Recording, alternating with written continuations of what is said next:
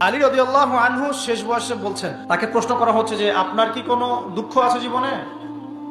আলী রাদিয়াল্লাহু আনহু বলছেন যে আমি শুরু থেকে নবী সাল্লাল্লাহু আলাইহি ওয়াসাল্লামের পাশে ছিলাম, আমার দুঃখ নাই, তবে একটা মনের কষ্ট। কি?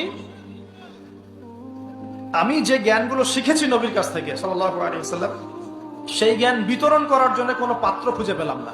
কি গভীর কথা! যে জ্ঞান শিখেছি এটা বিতরণ করার পাত্রই খুঁজে পেলাম না। তাহলে পাত্র, আমরা তো পাত্র, জ্ঞান বিতরণ করবেন ওলামায়ে কেরাম। পাত্র আমরা যদি পরিষ্কার না হয় জ্ঞান কিভাবে পাবেন? সম্ভব সম্ভব না।